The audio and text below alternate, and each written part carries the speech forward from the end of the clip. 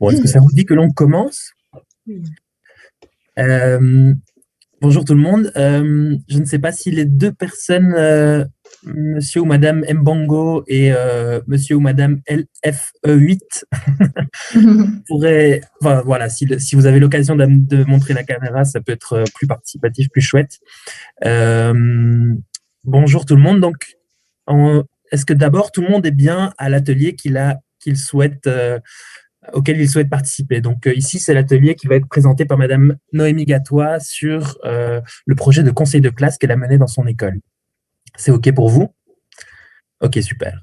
Et alors, monsieur, Madame LF8, est-ce que vous nous entendez? Je ne sais pas trop. On peut peut-être. Voilà, moi je me présente. On peut peut-être commencer par un minuscule tour de table. On a une bonne heure, donc on a un peu de temps devant nous. On peut peut-être commencer par un petit tour de table. Donc moi, tout simplement, je suis Maxime et je travaille pour le CNCD 11-11-11 qui co-organise cette journée. Et voilà, moi je suis juste là pour en soutien technique et de modération, on va dire. Et donc la plupart de la séance, je vais laisser la parole à Noémie Gatois. Moi, je suis donc chargé d'éducation citoyenne mondiale et solidaire au CNCD 11-11-11, voilà, de façon générale. Je vous laisse la parole. Allez-y. Eh bien, moi, je m'appelle Ludivine Charles, je suis institutrice primaire, mais je donne religion donc à Andenne. Voilà, et je suis très heureuse de participer à cet atelier.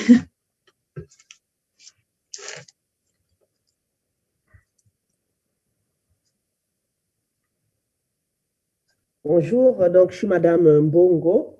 Vous pouvez m'appeler Isabelle ou Kina, comme vous voulez.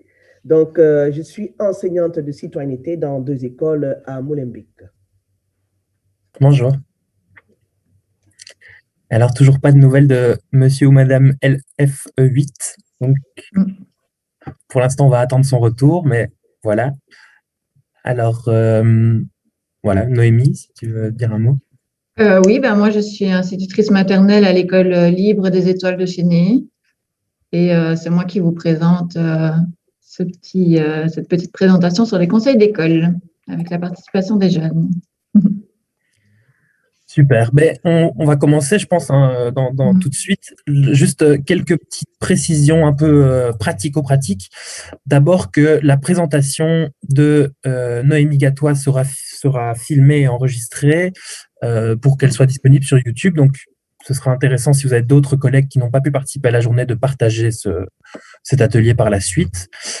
Mais sachez que ce n'est simplement que la durée de présentation qui sera enregistrée. Donc, tout notre échange par la suite sera plus privé, on va dire.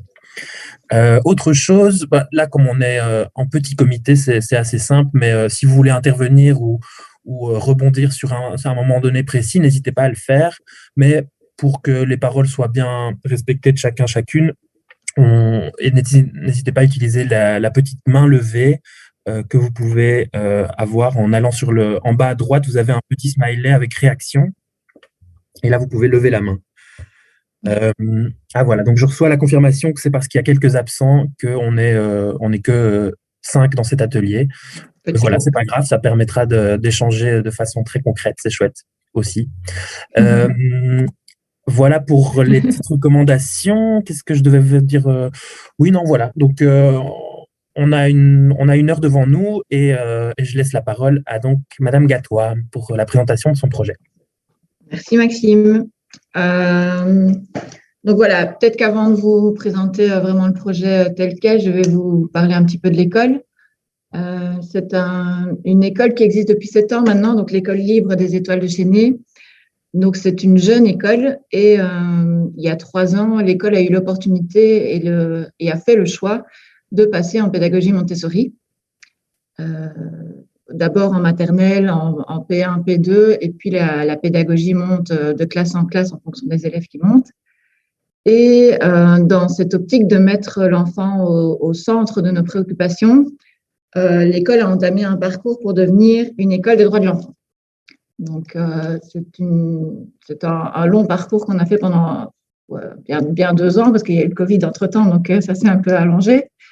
Et on s'est rendu compte que tout au long de ce processus, pour devenir une école des droits de l'enfant, on mettait déjà pas mal de projets en place, mais qu'on ne les reliait pas aux droits des enfants. Donc, ça a été tout un travail de relier tout ça aux droits des enfants.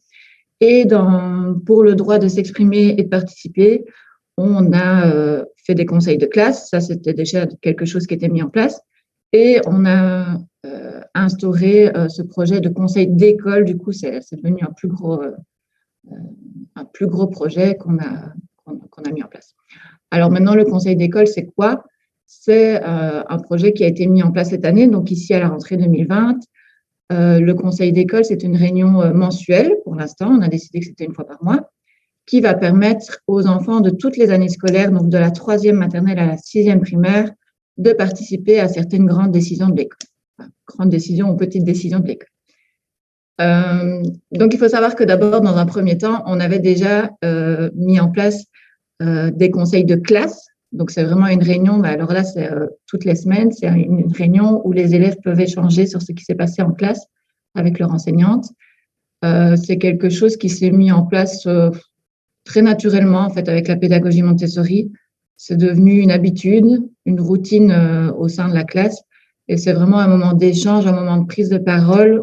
Les enfants arrivent à échanger sur ce qu'ils ont ressenti tout au long de la semaine. Et c'est vraiment devenu une habitude, une routine dans toutes les classes et très naturellement, ça s'est fait dans toutes les classes avec toutes les enseignantes. Donc, dans chaque conseil de classe, les enfants parlent de tout et de rien, je vais dire ça comme ça, et des sujets qui peuvent être apportés au conseil d'école, du coup, à l'échelle plus haut. Et toutes les idées peuvent être mises dans une boîte à idées qu'on a installée dans la salle des profs. Donc, chaque classe peut venir mettre son idée dans la salle des profs. L'ordre du jour de chaque conseil d'école, du coup, est arrêté par le président du conseil. Donc, ça, c'est une enseignante qui décide en fonction de si le sujet revient plusieurs fois dans la boîte à idées, en fonction de si c'est un sujet très intéressant pour le moment, parce qu'on en parle, parce que ça fait partie des choses de l'école. C'est l'enseignante qui choisit le sujet. Le sujet est alors rapporté à toutes les classes. Comme ça, les enfants peuvent en parler entre eux et donner leurs idées par rapport à ce sujet-là. Chaque classe élira un représentant pour aller débattre au conseil d'école. On n'oblige aucun élève à participer. C'est vraiment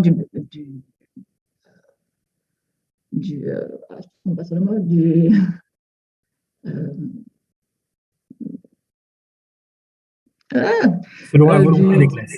Oui, voilà, c'est vraiment une volonté de l'élève de venir parler à ce sujet-là. Merci, Maxime. Donc voilà, si une classe désire ne pas être représentée, c'est son choix. Et on n'oblige vraiment aucune classe à être représentée, ni aucun élève à venir. C'est vraiment un choix de leur part. Chaque conseil d'école est présidé par 2 enseignantes. Alors, les 2 enseignantes sont là pour aider les enfants dans leurs discussions et dans leurs réflexions. Elles ne sont là en aucun cas pour diriger la discussion toutes seules. Les décisions sont prises par les élèves.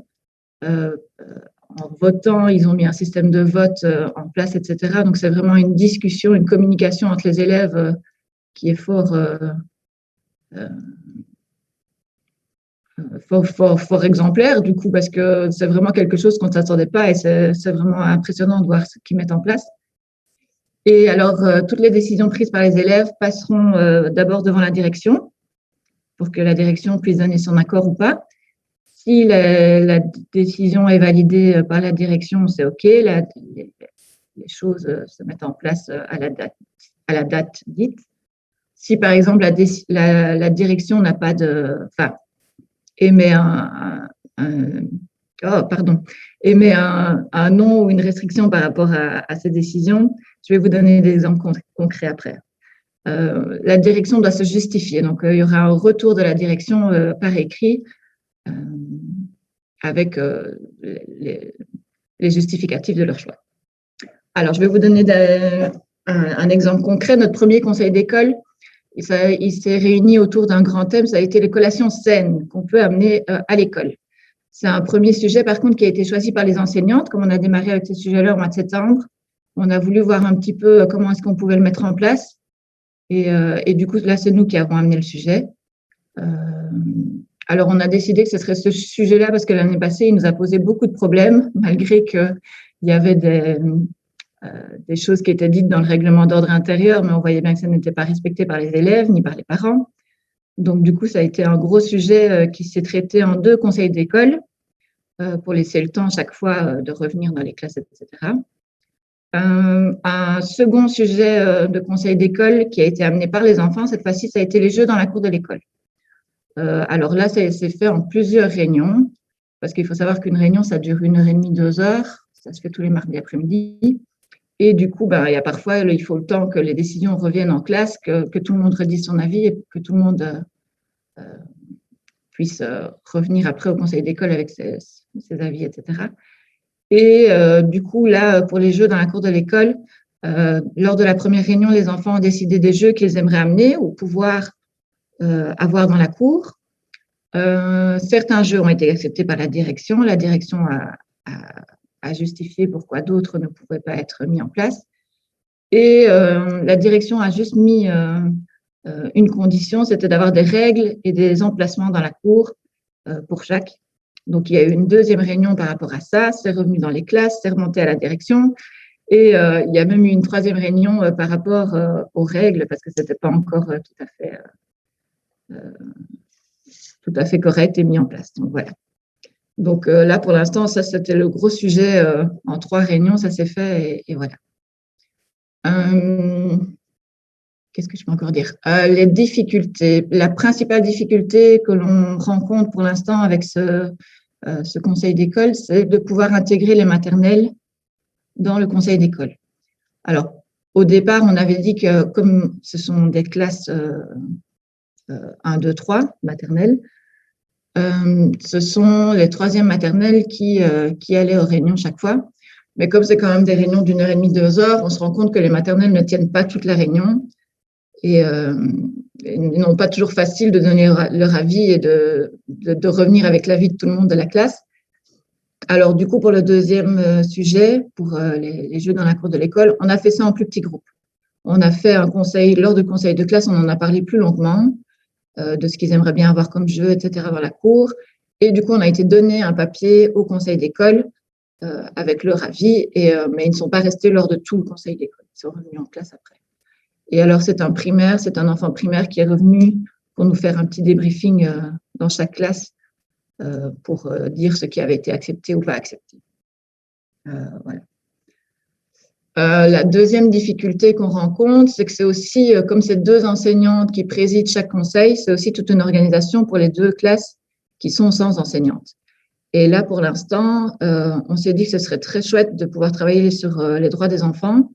Et alors, du coup, pour l'instant, c'est différents ateliers qui sont proposés aux élèves où ils peuvent s'inscrire, qui travaillent chacun sur un droit lié aux droits des enfants. Et voilà, les enseignantes font une tournante et les enfants aussi pour pouvoir s'inscrire aux ateliers et découvrir de nouvelles choses sur les droits. Ce que je peux vous montrer, c'est... Je vais essayer de montrer quelques photos. Je ne sais pas si vous les voyez. Oui. Oui.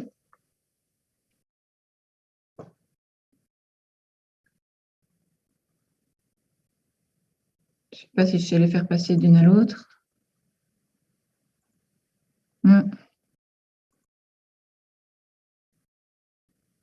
Donc voilà, ça c'est nos petits élèves. Je vais vous montrer celle-ci, elle est chouette. Si elle veut bien. Voilà, là ils avaient eu un petit badge pour dire qu'ils avaient participé au conseil d'école. Et voilà. On ne voit pas les autres photos, je pense. Tu vois quoi là, Maxime, pour l'instant? Un grand tableau blanc au fond avec les élèves autour de table. Ah oui, attends. Celle-là. Sinon, je pense que vous devez enlever le partage et repartager en choisissant l'autre photo. Ce sera plus simple. Où est-ce que j'enlève ça? Mm.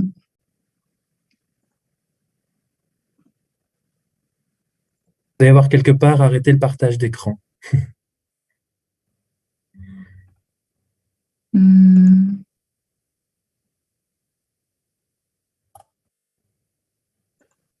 Je n'ai même plus mon écran pour où est-ce que je suis.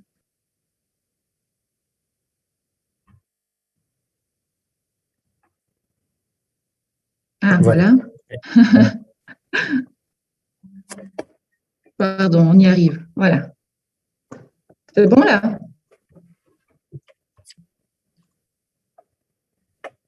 Ça n'apparaît pas encore, mais Non?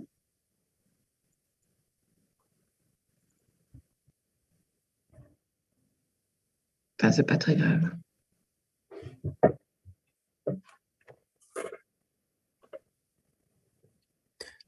ça ne marche pas, on dirait. Non, ça marche pas. Bon, je vais essayer de revenir en plein écran, mais arrêter le partage.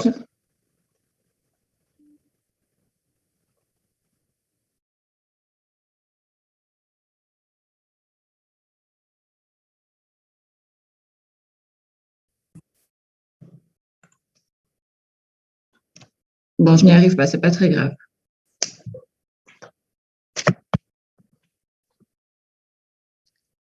De quoi est-ce que je peux vous parler encore? Peut-être des surprises qu'on a eues. On a été très surpris de l'enthousiasme des élèves. Ça s'est vraiment fait dans un respect de communication, de prise de parole. Maintenant, c'est vrai qu'ils ont déjà l'habitude avec les conseils de classe de chaque fois bien attendre chacun son tour pour pouvoir parler, etc. Donc, c'est vraiment des choses qui étaient déjà mises en place avant et qui ont été fort respectées lors du conseil d'école, malgré la différence d'âge, hein, vu qu'on avait quand même de la première à la sixième primaire.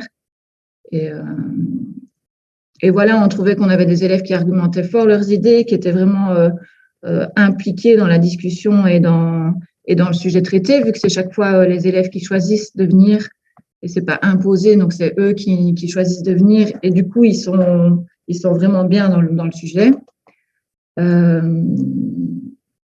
On a aussi, là je parle plus du premier conseil qui était par rapport aux collations saines. On a aussi beaucoup plus de respect du coup par rapport aux décisions qui sont prises.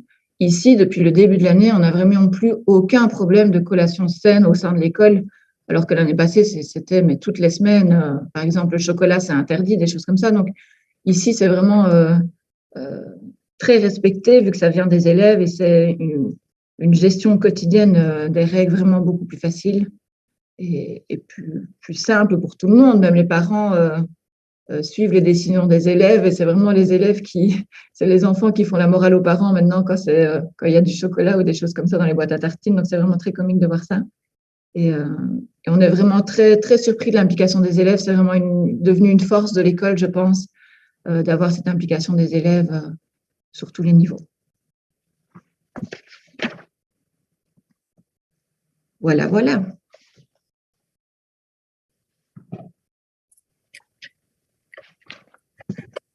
Chouette, c'est un chouette tour d'horizon. Moi, je trouve que c'est un chouette projet. Il y a un vraiment chouette projet d'ailleurs. Et on est en plein dans le sujet du coup de la journée là pour le coup, que ce soit pour l'anticipation ou l'expression, c'est très clairement ça. Et du coup,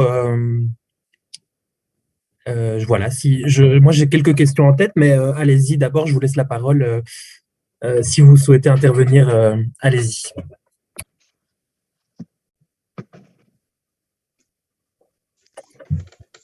Mais d'abord, merci beaucoup.